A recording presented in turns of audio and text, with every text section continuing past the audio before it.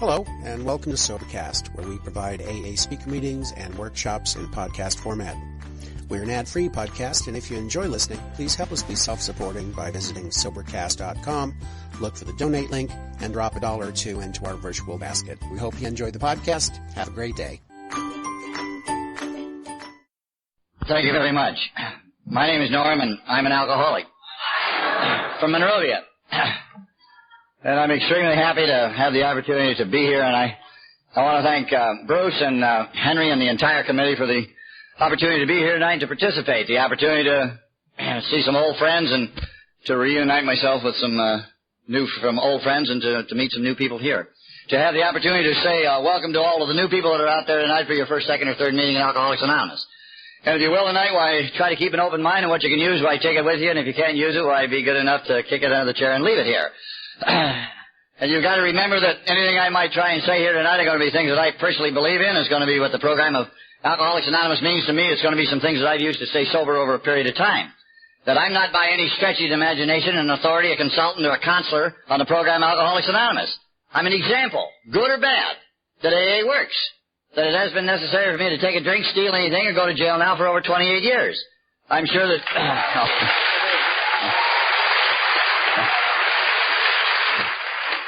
I really didn't think anybody'd be impressed.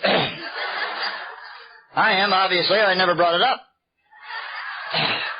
And you never know. I've been talking about it for years. You know, we've had a lot of changes in AA, and I keep thinking, somewhere down the road we're going to get a pension program going. And by God, if we ever do, I sure want to get credit for all my time. So I bring it up any time I have the opportunity, and if I don't have the opportunity, I'm going to talk about it anyway. But to the new guy that's sitting out there tonight, it's difficult to digest when you hear people talking about this sobriety. You're sitting there and you're a couple of days sober, you're nervous as hell, you're sitting on your hands, jumping out of your knickers, and you hear a guy say, I haven't had any booze now for 28 years, and you're probably going to run outside and throw up. And I can understand that. I can still relate to it. I hope the hell I never forget. I'm sitting there in that first Alcoholics Anonymous meeting, and at that time I was 29 years old. And a guy stands up in front of the group that night and he says, I haven't found it necessary to take a drink, steal anything, go to jail now for 9.5 years. And I felt the same way. What a liar. Jesus, what a liar. Well, man, there ain't no way a guy could go 9.5 years if he doesn't drink. How can he make it out there in that rotten jungle and deal with all those lousy people and meet his responsibilities and be sober for 9.5 years? And I just couldn't visualize it. Anybody could do it. And I hadn't come to AA for 9.5 years to compound the problem. I'd come to AA for a little while. I think most of us did. I came in here because I had a lot of heat on out there, and I wanted to get that heat off. I wanted to find some way to control this thing that was giving me so much trouble. I wanted to get back out and get going because I had a great deal to do. Alcoholics are busy people, and I had a lot moving out there, and I want to get out before it's all gone. You know how that goes. And I had a lot of my friends were out there, my best friends, and they were out there, and I couldn't think of their names, but they were my best friends, and I was concerned about their well-being, and I was quite sure that they'd have a difficult time to survive if I wasn't there, and I went on and on with this damn thing, and I almost rationalized myself right out the door and back into those gin mills, but I kept going to meetings, and if I'm going to say anything tonight that may be significant, why, you got to go to meetings, you see. It's so very, very important. And whether you've been around for 28 days or 28 years, it really doesn't make much difference, not as far as I'm personally concerned. You see, if I'm going to maintain any semblance of sanity and serenity and peace of mind and sobriety, if I'm going to find the equalizer in my life, I'm going to find it here in Alcoholics Anonymous. The answers to my problems, most of my problems, why, I'll be able to relate and to talk to the people here. You see, if the people out there on that street could have answered my problems, hell, I'd have still been out there. There's no question about it. But they couldn't, and so I came here, and so they became the equalizer in my life. And today, more so than ever, last year was kind of a mass exodus. There were half a dozen of my friends. They were from 16 to 26 years, and they all went back out again, and they're all still out there. And I've talked to several of them, and their stories are all the same, that they just hadn't had any time for the last 10, 15 years to get to any meetings, you see. The equalizer in their life was long gone. They got involved in other things that they felt were more important, and now they're out there struggling to try to get back again. Easier to stay here, you see. When you're new, it's so very important because you've got a lot of questions, and I'm concerned about the next 9.5 years, and they assured me in a short period of time that I needn't be concerned about the next 9.5 years. That all I had going for me was now, right now. They said, Norm, it's now, and there isn't any more. You couldn't change what happened a couple of hours ago, and I can't tell you what's going down a couple of hours from now. That if there's anything moving in my life, it's moving is right now, and you better get all you can get right now, good, bad, or indifferent, because you may not be through this way again, or maybe it's not going to be through again, so you better get a hold of it. All you can get. And if you're sitting out there and you're brand new and it's going good, for God's sake, don't talk. Don't say to your sponsor, how come it's going so good? If it's going good, man, get it. All you can get right now, because I'll tell you, buddy, it'll get salty later on. I'll guarantee you that. Yeah.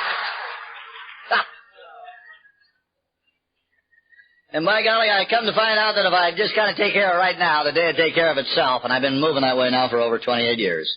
And it was just the other day, really, that I walked through the door and I sat there in those AA meetings, and I'm a brand new guy, and I'm going through the mental gymnastics that everybody goes through. What the hell am I doing in AA? Why am I an alcoholic? This isn't something I've been looking forward to over a long period of time. I had not gone down to my high school counselor, and he said, what would you like to be? And I said, an alcoholic. God, he was overjoyed, my counselor was. He said, marvelous, we got a hell of a program for jackasses, boy. Yeah. And I took that program and I ripped that city for 15 years and I ended up in AA.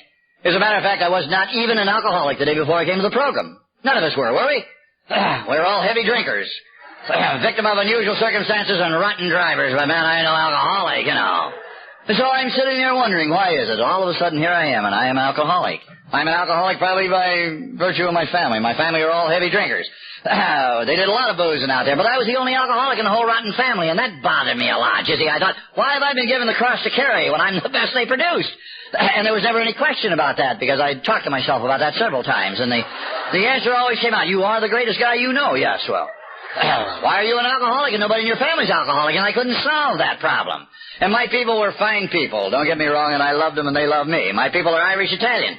They're not overly intelligent. They talk a lot with their hands. They're too poor to paint and too proud to whitewash, and that'd take care of us for about 75 years out there. But by God, when you want to know something about booze, you come to see us, and we'll tell you about it. We not only told you about it, but we made it. The Italians made it, the Irish drank it, and I got to AA, and that's about the way it went. Yeah. I felt between my family and the environment that the problem was there. I'm a product of L.A., and anybody coming out of Los Angeles had a lot of trouble with it. Hell, L.A. is a city, isn't it? And you can get out anywhere you want to get out of. If you want it bad enough, and you're willing to make the sacrifices to get it to do it, people, places, and things don't make anybody anything. No, whiskey made me alcoholic. And if you're sitting out there new tonight, well, maybe your problem is the same, identical to mine, you see. And I figured all that out by myself. It was the whiskey. That was it. I drank that whiskey out there as hard and as fast as I could drink it. And somewhere in that lottery of my life, I crossed some invisible line from the social aspect of drinking to the compulsive area. One's too many and 1,000 aren't enough. Looking for the answer, living on a quart of whiskey, and I can't find it. The whiskey was the problem, and I'm the guy that did the drinking. So when you get down to the bottom line, I'm the problem. And that hasn't changed up to including today. Because no matter where I go, I'm the first guy to get there. I don't think any of us had to call somebody up and say, Charlie, I'm down here on Vermont. Will you please come down and help me get it screwed up? I have never had to do that. I've been able to overreact to any situation, anywhere, anytime. I don't need anybody to help me out there. I had all that before I ever took a drink. I still revert back to that old personality from time to time. I'm the first guy to admit that making money's good, but getting even's better a lot of times. Sure. And that's the way it used to be. That was me. These were all of the qualifications I had long before that booze. I traveled half the world in half my life. I made a complete ass of myself. I spent money I didn't have, buying things I didn't need, trying to impress people I didn't like. I sat around them bar stools and talked to them high rollers about being all things to all people. I built the castles in the air and formed the corporations. I talked in millions spent and thousands and never had a dollar in my pocket. I drove the Cadillacs up and down the bar night after night after night. And when them big money people said, what do you do, man? I said, I do it all, boy. I thought, I'm the general manager of the universe, and don't you ever forget that. The alcoholic spends a lifetime impressing a group of people he's never met in his life that he is something he isn't. God, you might find me in August driving around L.A. with the windows rolled up in my car to make them think I had an air conditioner, you know.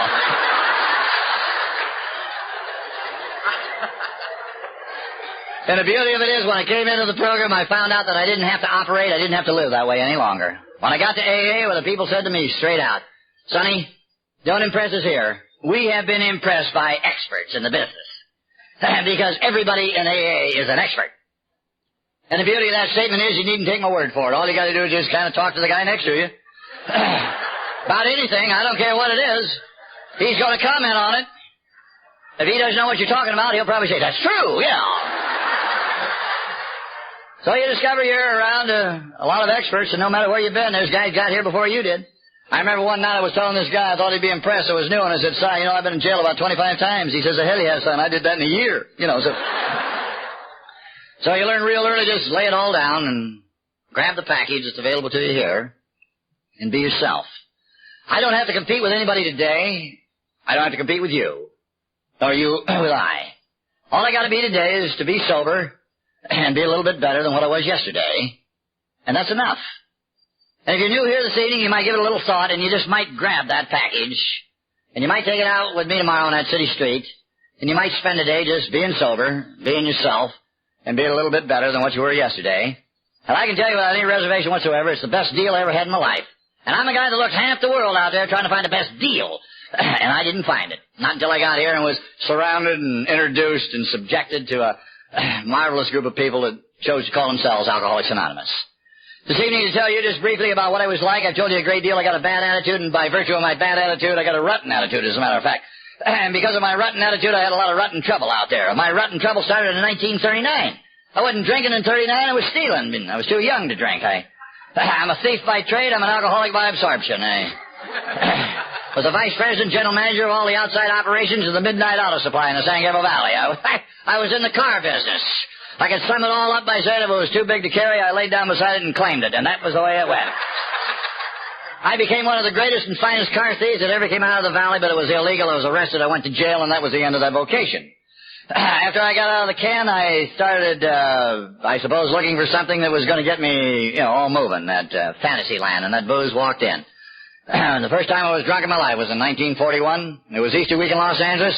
Easter week, Balboa Beach, the Rendezvous Ballroom, Stan Kenton, and Padre beer. And what a deal. Jesus, we'd drink a little Padre, and we'd get a little buzz on. We'd go in that dance hall, and we'd dance with them dollies, and we'd act 4 times drunker than what we were, and we'd breathe on them girls, let them know, Big man's in from L.A., baby. What do you say, huh? Got a little booze out there in the car, Oh, yeah. It was a lot of fun. Hell, it was fun. In the beginning, I didn't have any trouble. I didn't get any jams. I didn't wake up in the morning and have more to drink. On the weekends is the way it went. We either went to the Cotton Club down in Culver City, or the Tree Island Southgate, or the Pasadena Civic, or the Rendezvous Ballroom and down Balboa, and it was the Dorsey Brothers and Kenton and the rest of it. It was fun. I kind of ground it out. I moved out of Padre because it never gave you enough. You had to drink a lot of it to get a buzz on it. I'm a guy that looked for the buzz. And I moved from the Padre to the Rainier Ale, the old Green Death. And from the Green Death, I moved into whiskey. And when I got to whiskey, I found it. The greatest thing made since money and girls was whiskey. I even got to the point in my life I liked the taste of it. Yeah, God, what a break. My sponsor drank for over 30 years and hated every drop he ever drank, But I got to the point that I liked the taste of it. But I liked the buzz. Man, that whiskey gets your attention. And it gets it right now. It gets you downtown. And, man, that's all I ever wanted to be. I want to be downtown. And I don't want to get there in a little bit. I want to get there right now. And you got to admit that whiskey does. Difficult in the beginning when you're young and you're training out there. And I broke in on that 10 high. And that was about as rotten as you can get, that old 10 high. Burned going and coming and ran out my nose and made my eyes water. But I hung in, and I think that's important. If a guy's going to be an alcoholic, he doesn't give up because he heaves a little, does he? You stay in there, man. Yeah. And the day comes you can drink a pint of whiskey and you don't heave anymore and you kind of feel good all over about it, don't you? Yeah. And that was the beginning of the end. That whiskey started getting me in more trouble than I had been in before. I violated my probation at the end of 41. They were going to send me back to jail. The war broke out by then, and rather than go to jail, they gave me the opportunity to join the service. So I joined the Navy. I went in the Navy in January 1942. I stayed 4 years. I went in as seaman, came out as seaman. That's pretty hard to do. People said to me, "Oh, Norm, how did you do that?" And I said, "You just put your mind to it, that's all, right? And an alcoholic, he can do it if he wants to." The guy said, "Well, how come he didn't get a kick out of BCD or something worse, And I said, I'm sure, like most alcoholics, I'm a hard worker. You can say that about most of the alkies. They're hard workers. They got to work 25% harder than anybody else just to stay even out there, right? That old alkie's always coming from behind. He's always got the heat on. In order to get the heat off, when he's right, he's got to go. Our best day is Tuesday. We miss Monday. Man, we give her hell Tuesday, don't we? We run all over. We're doing 4 jobs in one, getting that heat off out there. And that was the story of my life. I like ships. I like the sea. When I was aboard ship and I was at sea, I did a good job. I didn't get in any trouble. Sure, I drank some of that shipboard juice, a little Aquavelva, Vitalis, Sneaky Pete, a little fermented coconut juice, a few things like that. Stuff made by all those amateur distillers, but I was able to kind of keep it under control. When that ship pulled into port and I was on the beach, man, I'm in a jam. One jam after another. I never got back to the ship until they hauled me in. I was court-martialed for many things. I had a deck, a summary, and a general court. I did 11 and a half months in the Navy brig up on the top of Goat Island off a general court-martial. Had 70, 80 days solitary confinement on bread and water, some other miscellaneous things that aren't important, but all directly due to booze. I survived the service. I came back to L.A. in 46. In 46, that invisible line I made mention. I passed it. I'm that guy out there really looking for that answer to live in that quart of whiskey now. Can't live with it and can't live without it and don't want to. I crossed that invisible line, I really couldn't tell you. 19, 20, doesn't really make any difference, but in 1946, I'm now starting to always come from behind. In 1946, strange things happened, in spite of myself. I heard about AA. In 1946, I was having a bad time in a rotten town down south called Pasadena. Bad town. Bad cops, rotten judge, terrible jail. I was having a lot of problems in that town. I got picked up on my second 502 and I went in front of the judge, and the judge says, a year, suspended, 3-year probation. He said, your probation stipulates, son, that if you're in a place that serves or sells alcoholic beverages, you're in violation. If I hear about it, or the probation department hears about it, you're going to be violated, and you're going back to jail, and you're going to give me that year. Get the hell out of my courtroom. And I remember that day like yesterday. And I'm walking out of the courtroom in that sigh of relief to know that I've got through one more jam. And I'm saying to myself, self, don't drink in Pasadena, right? You don't have to have 130 IQ to know you're having a hell of a lot of trouble in that town. And it all seems to revolve around this booze. So don't do any drinking there. All right, I'm not gonna. And I stayed out of town 2 or 3 months. And the inevitable happened. Things are going good. And I'm drinking one night down one of the beach towns. I committed the cardinal sin. While I was drinking, I started to think. An alcoholic should never do that. He should think or drink, but he should never do them both at the same time. Because I got to thinking about silly things like, I'm going back to Pasadena. Yeah. Well, that makes a lot of sense. About 10 o'clock and you're half smashed. And so I got in my automobile and I drove back to Pasadena and I pulled into a place there called the Green Terrace. I met a buddy of mine. We decided to close the place, and we did. And the last thing I remember is we were heading for Eagle Rock. There was an after-hours joint over there, and that's the last thing I remember till a car made a left turn in front of me and I couldn't see it. And I smashed into the side of it. And when I woke up in the morning, I was in jail in Pasadena. Well, I pulled a book and slip out of my pocket, and I'm cited on a 501 felony, drunk driving, hit and run, bodily injury involved. And I might add, but for the grace of God that looks after damn fools and drunks, I didn't kill 4 people out there in the city street that night. You see, alcoholism is a game of seconds and inches. You know, a few inches, a few seconds, a snap of the finger. 3.5, 4 feet, that's all you got to talk about. If I'd have been over about 3.5 feet at the broadside of that car, the rate of speed I was traveling, I'd have killed the people. I recognize that today. And how strange it is. God moving in these strange and mysterious ways, and no matter what I do or I don't do, it works out that way anyway. Here I am, and I'm back into a town that I said I'd never be back to again. To hit a car, to walk down and stand in front of a judge who has no choice but to send me to jail. And in the city jail, I shared a jail cell with a guy who was going to AA. Now, that's crazy, isn't it? 200, 250 guys are doing time. One guy gets out of jail once a week to go to AA. Some people used to pick him up. They take him to a meeting. He was a trustee. It was an honor system. They take him to a meeting, and after the meeting, they bring him back, and they would lock him up, and we would sit there, and we would talk about this program. I didn't want to talk about it. He wanted to talk about it, and so we talked. You know, you don't have a big audience in a jail cell. And he would always come back to say, Norm, why don't you come to a meeting? You're in here because of booze, and why don't you go to a meeting with me? And I told him words to this effect. I said, Sully, I'm not an alcoholic. I don't need this thing, whatever this AA thing. I'm having a lot of problems and bad luck and rotten people out there and a hell of a lot of bad drivers. I ain't no alcoholic. And good God, I'm much too young to be an alcoholic. I said, Jesus, I get to be your age. You're 36. What do you really got to look forward to? What do you have to contribute to anybody out there? You might as well go to AA. You have nothing else left. And that was the end of that. He went his and I went mine. But that seed was planted, and I never forgot about that guy. And over the next 8.5 years, periodically, I used to wonder what the hell ever happened to Sully. I wonder if he's still around. I wonder if AA's here. I wonder if he's going. In 1954, in February, I'm laying on the floor, and I'm about as sick as I've been in a long time. And I'm laying there thinking I just can't go on this way. And I got to wondering, what the hell is old Sullivan doing? I wonder if he's still going to sing AA. And I went in and I picked up a telephone and I called the central office in Los Angeles because I was trying to find a guy named Sullivan I'd shared a jail cell with, and 1946. That seed is extremely strong. I didn't go to any meetings. I knew very little about AA. If you're sitting out there new tonight, why, the seed is planted. And now you may choose to go back out again, and you may be sitting around them gin mills out there, but rest assured, we're going to be with you, by God, I'll tell you that. Because the one thing we guarantee here is we'll absolutely louse up your drinking. That much is for sure. I hope to hell you don't have to go, but if you do, I hope you come back to see us. Well, I stayed out there 8.5 years. I drank a lot of whiskey in order that I might qualify for this program. I went to work for one of the largest construction firms in the world. I stayed with them 11 years. The company at that time was owned and operated by 3 Yugoslavs that came from the old country that made all their money with hard work and good whiskey, so I fit. And we got work going in the 11 western states. We're in the pipeline business and the tunnel business. I hit that high road. You know, I'm at the right place at the right time. And the jobs are bigger and better and the money's coming in. I'm drinking better booze in better places and life is good. And then I had a little setback. I met and married a red-headed Irish woman. Had a violent temper, a rotten disposition, yelled at me a great deal, never recognized my sensitivity, and was pregnant every other year. It was incredible.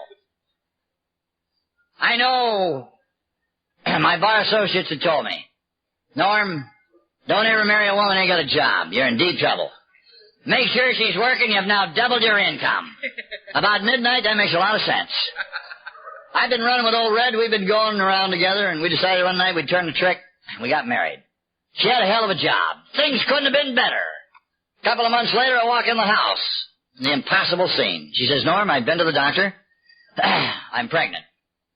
I have to quit my job. I've got to get off my feet. I couldn't believe what I was hearing. Did you ever tell that to an alcoholic? Tell him anything, something you don't want to believe. I don't want to believe that. Well, I even asked for a second opinion on this thing. What the hell? But her being a hard-headed Irish woman, when she assured me this is the way it was going to be, and I got to thinking, well, hell, that isn't all that bad. That caper takes about 9 months. We'll give her 2 to get on her feet. We'll get the rotten job back, and everything's going to be just like it was, huh? That's the story of the alcoholic's life. Everything's going to be just like it was. Jesus, that was 34 years ago. She ain't turned a tap since that day. No. She got herself in that shape 8 times. It was unbelievable. I used to sit around the gin mill and wonder how the hell could it happen. I'm not home that much either, no. That Vatican roulette, that number would come up 14 every other year. There she'd go, Jesus. And that rotten disposition of hers, I'd be gone a couple of days and I walk in the house and, Jesus, I'm tired. I've been busy out there.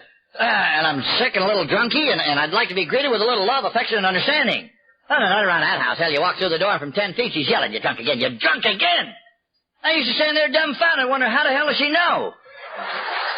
I remember a Sunday I'd had a bad day. I'd been down to Helen's Pepper Tree in Baldwin Park, and I'd had a conversation with a guy. We had a disagreement, and he opened my eye up.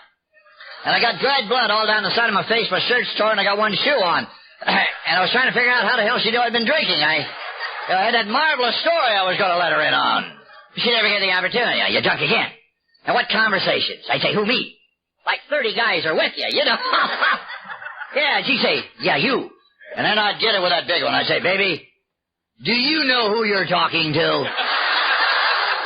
And typical alcoholic, I would introduce myself. I'm old Norm, baby. That's who the hell I am. And don't you ever forget that. You're trying to let her in on a hell of a deal, aren't you? Yeah. And then she would mimic me as only the way them Irish women can do it. I'm old Norm. That's who I am. That's so degrading for a high roller who's standing in the kitchen with his new business partner. That's the fellow you met in the bar last night. You've invited him home. And the reason he's coming home with you is, hell, he don't want to go home alone either, He's married to an Italian girl. There's bad. Yeah. And so there you are, the blind leading the blind. You've embarrassed me in front of my best friend. And I couldn't think of his name, And then she'd tell me what I could do with best friend. And I said, that's where you're going to be. I'm leaving this dump. Ain't never coming back. What do you think of that? And she'd throw my clothes out. And then I'd pick all the clothes up and I'd pack them out to the car. In and out, loading up that car. That old clothes-packing alcoholic. He's a joy to that neighborhood, isn't he, huh? The neighbors around on the porch. There he goes, You're exciting. Beats Gunsmoke, doesn't it, huh? Watching the old alky out there loading up his car in and out.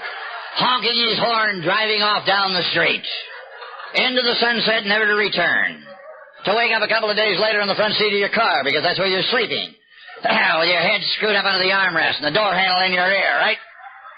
Man, that car sleeping will get you to AA, I'll guarantee you. You ever wake up about midnight and you're sick as hell and you think your window's down but it's up? Yeah. And you heave right into your window. And you knock the hell out of your head. And then you sit there and roll it down. Squish, squish, squish, right? And then you say to yourself, I wonder why I don't roll it down before I heave on it, I wonder, yes. These become giant problems in the life of an alcoholic. Now I gotta go home because I gotta wash the car out, and on the way home I have a flat tire. But no self-respecting alcoholic would change a flat tire when he's drinking. He drives on them. Because he knows they will go away. Everything that is disagreeable in our lives will go away. We drink enough booze, it all goes away. The tire goes away. It gets all chewed up. You're driving on the rim. We have a lot of rim drivers in AA. Did you ever see a rim driver coming home? You know, you got the death grip on that wheel, you know. Turning that car into that driveway, up on the lawn, opens the door, he falls out. And he lays out there for a while so the neighbors can inspect him. Oh, there, yeah. And then the poor old alcoholic gets up off of the lawn and he says to himself, I wonder if anybody saw me. Yes. Because he's deeply concerned about what people think about him. We as alcoholics worry all the time about our reputation.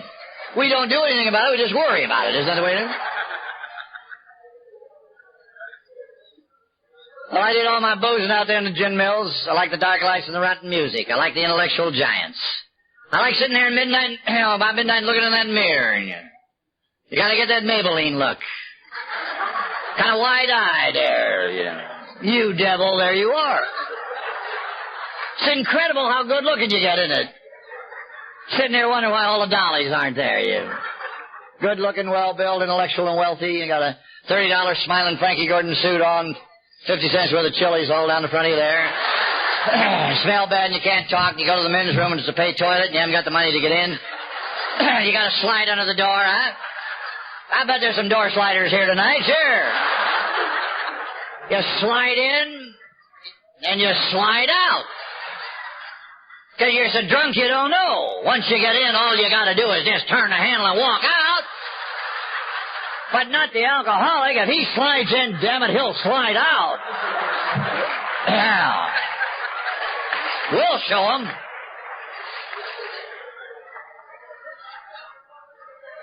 Hey, we laugh. But it isn't very funny when we're going through it, is it, huh? Because we're grinding up every loving thing we own. It means anything in our life. The inevitable. Little by little, it's gone. The wheels of alcoholism, they grind very slow but very fine. You give it enough time and eventually there you are and there's nothing. One day the people I worked for and did business with said, that's it. The old Slav sold out in 51 and an Eastern firm pulled in and they said, that's it. The next time I ever smell booze on your breath, you're through. Get out of here. And then I drove home one day. Yeah. One more lie, one more promise. The schemer. How many times did I stand there with the tears going down saying, baby, Jesus, baby, give me a break. Don't throw me out. Hell, I got a deal. A new priest he was telling me about. I'm going down to take another pledge, baby. That's what the hell I'm going to do. You think of them kids now. God. Hell, you'll never live to be 35 years old. You're going to have to get out of my life. I'm an erotic. The kids are neurotics. All I do anymore is sit around all night looking out through the front room window just to see your car come up the street. And the nights you never come in, I don't sleep. And the nights I don't sleep, I hear the sirens run. And I'm thinking the cops got you. Or you're dead. And I'm not going through it anymore. I've called an attorney, Norm. I filed for separate maintenance. I put a restraining order against you, Norm. I'm going to divorce you. Get out of my life. I'll always love you. But you tore out all the feeling. I haven't got any feeling for you, one way or another. As the alcoholic, I can't believe what I'm listening to, because these things always happen to everybody else. They never happen to you and I. Drink enough booze long enough, hard enough. Be alcoholic, I guarantee you it's going to get it. And you find yourself driving on down the street wondering, why me? Why, huh? Well, you know and I know. Give it enough time and it gets it. Until the inevitable is you're standing there in the morning and you're washing your face or brushing your teeth. Or you're sitting there in that saloon and you're looking in the mirror and you got to hang your head because what you see is something you can't tolerate. Because you lost the sweetest thing you ever owned in your life, the respect of yourself as a human being, as an individual. A man walked in, he says, you've abused the privilege of owning it, and he took it away. And you walk around continually with that knot in your stomach. That remorse eats you alive and you can't face living. And it becomes a psychological second in your life when you're sick and tired of being sick and tired. And maybe it's the first time you come into the program, or maybe it's the 10th or the 15th time, but it's that time you just say, I surrender. And you don't even know you say it. I'm laying on that floor in February of 1954, and for some unknown reason, I just don't want to go anymore. As I made mention, I walk in, I pick up a telephone, I get information, I get a hold of the LA Central Office, I call, I get a hold of a guy over there, and his name was Johnny C. And this John was one hell of a guy. He's one of those guys you hear about in AA. He gave away what he'd found. He worked for Beans in that Central Office, giving away what he'd found. LA Central Office has made it possible for people like me to be here today. There's absolutely no question about it. That same old guy, on a Thursday night, if you went down to the old Alhambra meeting, you walked up the stairs, and up the top of the stairs, sitting on the railing, was a guy named Johnny C. And he had an eye for the new guy. You walk in the meeting, he'd grab you, he'd spot you, he'd grab you by the arm, and he'd take you in, and he'd pour you a cup of coffee, and he'd say, you're new, aren't you, son? And you're young. And keep an open mind, will you? Keep coming back. Go to a lot of meetings. Get a hold of 3.5 and buy yourself a book. He says, son, if you do those things, you never have to take another drink again if you don't want to. And that's the guy that I talked to on that Sunday afternoon. That's the guy that said, do you think you got a drinking problem? And I told him I thought I did, and he gave me that, information. He also gave me some phone numbers. He says, call these numbers. He said, these are people that live out in your area. He said, you'll get a hold of one of them and they'll be out to see you. And so I started calling, and pretty soon I got a hold of the guy, and he says, hang in, I'll be out in a couple of hours. And a couple of hours later, a guy walks in, and he sits down. And he starts to talk to him, and he's one of them old hard-hearted sponsors you hear about in AA. I used to think they sent him to school to be a hard-hearted sponsor, you know. And his attitude was, boy, you want this program, you got to want it as bad as you wanted that whiskey, and if you don't want it that bad. He said, you're wasting our time, you're wasting my time, you're wasting your time. He said, don't you ever forget this, you need us and we don't need you. That's the way it is. And you got to come and get it. He said, if you got a car, you drive, and if you haven't got a car, you take the bus, and if you haven't got the bus money, you walk. He said, you walk for whiskey, you can walk for the program, it's a better deal. He said, if you want me to, I'll be your sponsor. I thought he was kidding. I didn't know what the hell a sponsor was. But whatever it was, I didn't want him, that was for sure. All I could think about when he left was, all I could think about is, I'm going to that meeting. He says, I'm going to be down at the Temple City meeting tonight. He says, the Temple City group meets down in Rosemead, in a town called Rosemead. I wanted to ask him why the hell he didn't change the name, but I didn't have the guts to ask him. He said, I'm going to be down there if you want to come on down. He says, I'll be there. He said, I'm going to show you around. I'm going to get you some numbers. I'm going to meet you at 3 meetings. And he says, then it's up to you, whatever you want to do. Yeah. As a matter of fact, he believed, if you had a car, you weren't even ready. He said the last couple of years, though, they'd softened up a great deal. They'd been taking chances on guys with cars. And he said a lot of guys are making it, and they even have wristwatches, some of them, too, Miserable. Well, I went down to that meeting. I went down there in spite of him. I went there in spite of myself. I don't even know why I went down. I went down there to show him I had a car, maybe. Run over him with it. I know I like to do that. God directed. The angel's on my shoulder. Call it what you will. I pulled into the parking lot there, and my God, he was waiting, and I was kind of surprised. He walked up to the car, and he opened the door, and I got out, and he put his arm around me, and we walked into the meeting, and God, I loved you from that day till the day he died. I love him today. Very controversial individual. Tremendous speaker. Carried the message to hundreds and thousands of people out there. God knows how many people he helped. I mean, he had a very difficult time. He couldn't turn his will and his life over to the care of anybody on an all-time basis. Chapter 6, that was for everybody else out there, but Chapter 6, he didn't have time for that. Tolerance, a God-given quality that says, let another man live his life the way he wants to. Let him work his program the way he wants to work it, not the way I want to direct it. He couldn't do it. He couldn't release anything. People resented that, and then he resented them. Then the resentments ate him alive, the luxury the alcoholic can't afford, the resentments. And he made a decision he'd drink a little. And he stayed out there 12 years. He tried to come back time and time again, but his ego wouldn't let him stay. That ego, that killer of the alcoholic. Because his ego kept saying, I'm the guy to carry the message that helped the people. How many times I heard him say, Norm, Jesus, all the guys I sponsored, Christ, they're my sponsor now. And he'd go back out. Then he had a severe heart attack after damn near 12 years. He came back to see us, and he spent a year and a half, and then he died.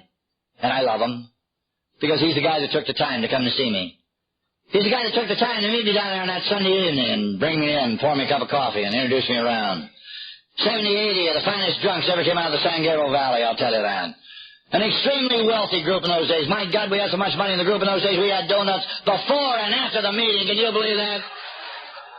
Red jelly donuts, a sign of true status. Red jelly donuts. Not crummy old plain donuts or rotten cookies. Red jelly donuts.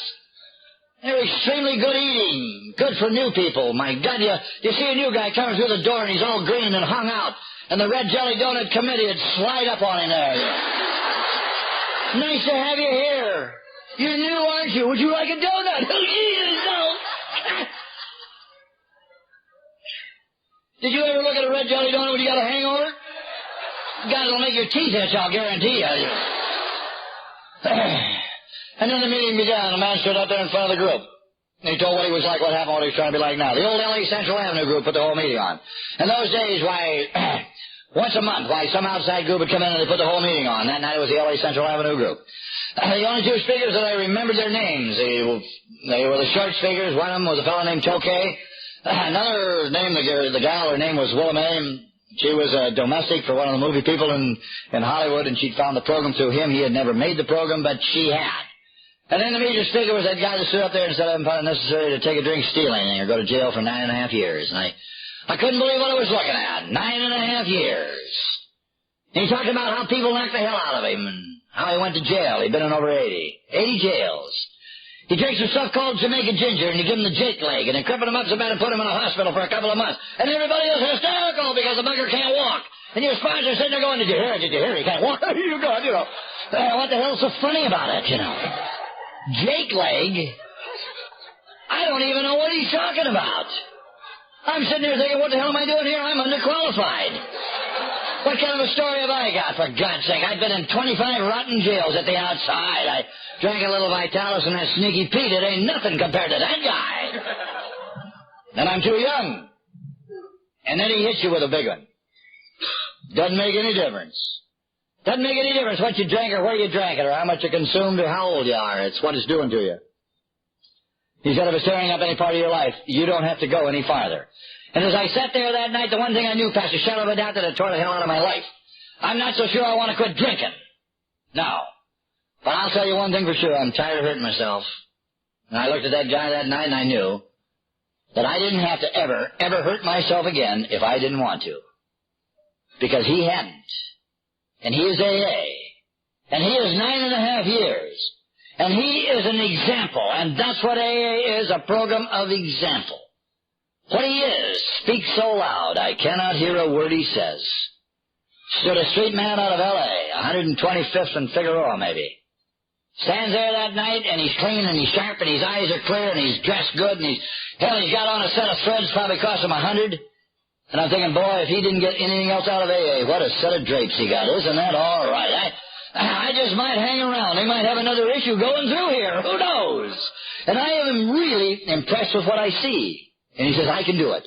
If I can do it, you can. And I'm thinking he's talking to me, and I'm thinking, maybe. What the hell? He's had a tough go. His woman had divorced him and remarried. His kids, they all hated him.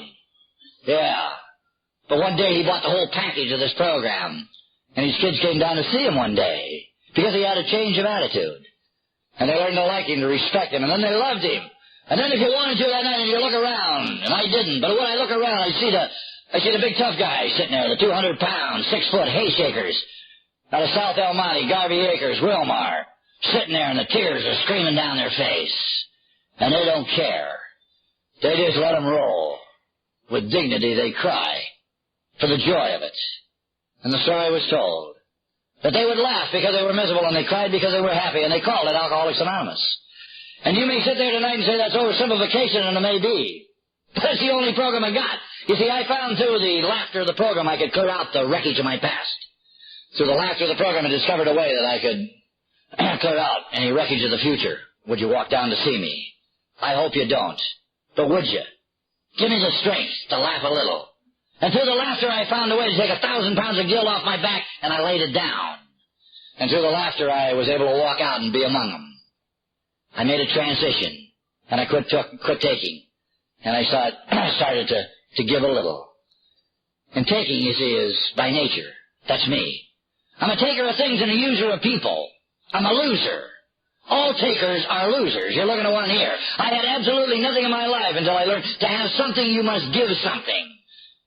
To pick up an ashtray, a coffee cup, to put away the chairs or become the secretary of the group, or central service, general service, or making the call on the guy that's suffering out there in the street. We don't guarantee that you're going to find anything necessarily in a material sense, but in a sense of well-being. I'll give you the world. A sense of well-being. I drank whiskey because it gave me a sense of well-being. I felt good. It gave me a buzz. I hit that plateau and I'm buzzy all over. Man, I feel good. And I ordered one more just to stay even, down the chute. And when I woke up in the morning, that buzz was gone. And in his place was that old friend of mine, remorse. What do you say, Norm? Now, jerk out your guts. Now drink a little whiskey. He's gone. Yeah, but it was a temporary thing. I traded that in for the sense of well-being I've experienced here. And all I've had to do is be willing to give a little for the hell of it and want nothing in return. Helping people to help themselves to get in the day, and that's what the bottom line is all about. Because I look back now and I think, there was days when I damn near turned it all back. The second meeting I went to was almost the last meeting I ever attended in Alcoholics Anonymous. As I was walking out of that Temple City meeting, my sponsor says, tomorrow night I'm going to a meeting over at the Villa Street group. It's in Pasadena. I said, you're kidding. He said, no, I always go to Pasadena on Monday night. I said, Pasadena's a rotten town. Why would you go there? He says, I'm going. If you don't want to go, don't go. And I'm thinking, what the hell, you don't think I can drive that far? I'm going to go, by God. I was a little nervous, but I pulled into Pasadena. Went to that Villa Street group. It was the old-timers group. You had to be sober 10 years to read the steps. And the speaker that night had been in AA 137 years. He was an old-timer. The guy's name was Artie. I got to know Artie. Got to love him. When Artie spoke at these AA meetings, he always showed a picture of himself. It was a great big blown-up mugshot taken home when he was doing time in the county jail. The point that he tried to get across what he says, look at me here when I'm drinking. Look at me now. I look at the picture. I look at Artie. I thought, he looked better drunk. Yes, he did. Yeah. I got to get the hell out of here. Yeah, ageism. The next day on the way to work, I'm coming down Arrow Highway. I went through Irwindale, and there's Tony's Liquor Store in Irwindale. The car made a left turn. It always did. Yeah, pulled into Tony's Liquor Store. I walked in, and it was Tony, baby. Give me a pony. Yep, there it is. Took it out of the car, broke it, and took a drag. Threw it away. From that day to this, it hasn't been necessary to take a drink. God moves in strange and mysterious ways, and no matter what you do or you don't do, it works out the way anyway. My sponsor said, you got to go to 3 meetings, and I didn't want him to think I couldn't get to 3 meetings. So I went to the 3rd meeting, and I met a half a dozen guys, and we were about the same age, and we started going together, running together, having meetings together, having meetings after the meetings together, getting that in-depth inventory taken. Notice there was a lot of flakes in AA, a lot of cliques. Formed our own clique to be against some other cliques out there. That's what you got to do. Run one of our guys for secretary of the largest group in the San Gabriel Valley, politics a little, got him in. A week after he's secretary, he joined the other cliques, the damn fool, yeah. Put us all on coffee detail and a lot of silly things. But we all stayed sober through it. And we woke up one day to find out that the only clicks in AA is the clicking in your head, isn't it? What do you got in AA? You got people in AA. You got people from all walks of life. You got people you wouldn't do any drinking with and people you're not going to get sober with. But as a guy told me years ago, and the guy's name was Glenn. Glenn said, Norm, let me tell you something, sonny. There ain't a man or a woman in this program that dislike you so bad he'd ever like to see you take a drink. Do you know that? Hell, Norm, there's guys might hate your guts. But if you called him up and said, Charlie, will you come to see me? You know what, Norm? He'd be down to see you. Because he wouldn't want to see you go back out there in that jungle and get torn up in that grinder one more time. That's got to be as good a deal as you're ever going to have. And I believe it. I'd also like to be able to tell you tonight that every day is a holiday and every meal's a banquet, that there ain't no pucky on the street. But that isn't what we guaranteed them out there. There'll be sobriety in the way of life, buddy. Whatever you are, you're going to be better at. You're a ditch digger, you're going to be a better ditch digger. You're going to have to meet your responsibilities, and you're going to have to stand and be counted. And I can almost guarantee you that you're going to have some things out there that aren't going to go too good. In 1962, that 8-year syndrome, the 8-year itch, I couldn't hit a lick. Everything I touched turned to pucky. Financially, I'm in the worst condition of my life. I let my ego overrule my good sense. I'm making a deal with a guy I know it ain't going to run, but I couldn't see it. And I got an honest desire to take a drink. I got the Arab thirst. I can taste that whiskey going down. I got a bad program moving. I'm going to meetings, and I'm hating it, and I'm hating myself. And I'm sitting down in Miami Springs one night, and the bartender says, "What do you have?" And I said, "Give me a double." But for the grace of God, that quick. But for the grace of God, he didn't find it necessary to snap that angel off my shoulder. He took me back for a minute and let me remember the important, the essential of who I was and where I came from. Instead of sitting around crying and poor mouth about what you didn't get or what you did get, you better remember who you are. You better remember what you have. You better say thank you very much for what you got. Yeah. You better remember everything's cut to size. The big loads, the big horses, and the small ones, the guy's named Norm. I'm trying to prepare you maybe for what's coming later on. And later on that year, I stood in front of St. Louis Hospital and I said, "Jesus Christ, why? Why me? One more time, why?" And then again I knew. It's a heavy load, but it's not as bad as it could be, I guess. I better say thank you. And I better say thank you today. Thank you very much for the 28 years and a few months that you let me walk out there on the sunny side of the street, boy. Because I know guys that died and never saw 28 days. They died out there on the street of booze and fantasy, busted dreams and broken hearts and tears by the bucketful. That old Sully that brought the program to me in 1946, that after 3 years he went back out and he drank. And he had an internal hemorrhage and he bled to death. And he went out as hard as you can go because he had the heat on and the screws down. And the terrible part of it all was that he had to justify his existence to the bitter end. Today, you see, I haven't had to justify my existence to anybody. I'm not coming from behind. I'm doing the best I can do with the equipment that God gave me. I spent a day on the street, and on the street it was clean. I'll get all done. I'll go on home. And when I get home to my house, I'm going to walk into that house. And in the house I'm living in is a woman, and she's my woman. She's redheaded, and she's Irish. And she's generally glad I'm coming in. Most of the time, you know. You don't get the whole thing straightened out after 34 years. It takes a little time, you know. But above all, she respects me because I'm her old man. No more, no less. And the beauty of it all is that nobody has cried in my house today because the old man was drunk and tearing it up, huh? I haven't heard a kid of mine scream at me for years. I had the opportunity to raise them from small ones to big ones and see them go out and get some education and go to some schools. Not that that's a big deal, but it's a big deal in my family because nobody cut it that far. I got 2 sons that are my business partners today. I got daughters that I've taken downtown one by one. I bought them the first pair of high-heeled shoes they ever put in their feet. Hell, you know, it don't sound like much unless you missed it. Then you know what I'm talking about. To say to a chicken, "Come on, chicken, we're going downtown, baby. And I'm going to buy you a pair of shoes because you're going dancing tonight." And we went down. And she put on the shoes. And she became a woman in front of my eyes. The chickens of my life, and they became the women of my life. And they made me cry. They cried a little, too. They cried because I'm their old man, kind of. I cried because they're women. And they attract jackasses. Yeah. Them jackasses been coming through my house for a long time. They're coming back through again. I still got one left of the house. She's a caboose. She's 17. And they're coming back through. About 3 months ago, one come through that you wouldn't have believed. I couldn't believe myself. He's the worst I'd ever seen. And I've seen a lot of bad ones. Maybe I'm getting older. He walked in my house, he had his hat on. I said, "For Christ's sake, boys, your head cold." I want to tell you something. When I was stealing, breaking into houses, I took my hat off, for God's sake. Yeah. And my daughter says, "I'm embarrassed." I says, "Baby, I'm going to tell you something. I'm going to tell you what I told your sisters. Because I'm a member of Alcoholics Anonymous. I've been sober 28 years. You never had to say, 'That's your drunken father on the kitchen floor.' You never said that, baby. And I have participated in your life. You've invited me to the music center. I go. I see you dance, huh?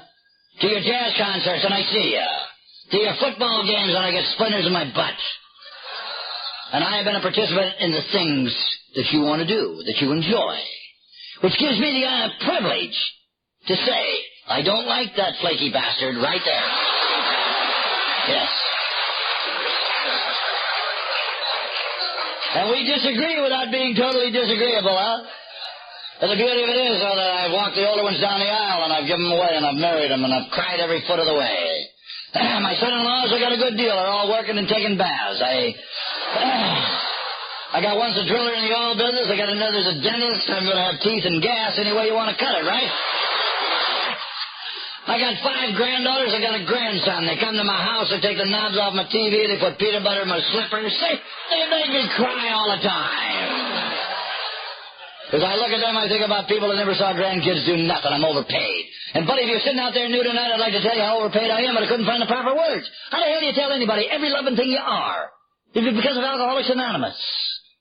Every other loving thing I'll ever be in my life is going to be because of the program.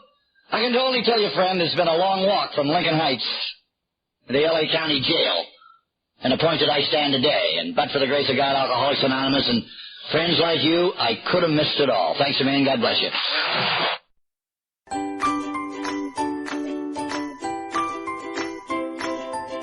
Thanks for listening. I hope you enjoyed the podcast. Sobercast is ad-free, and we'd like your help in order to keep it that way. So if you'd like to help us be self-supporting by pledging $1 or $2 a month, visit Sobercast.com and look for the donate links. Thank you very much.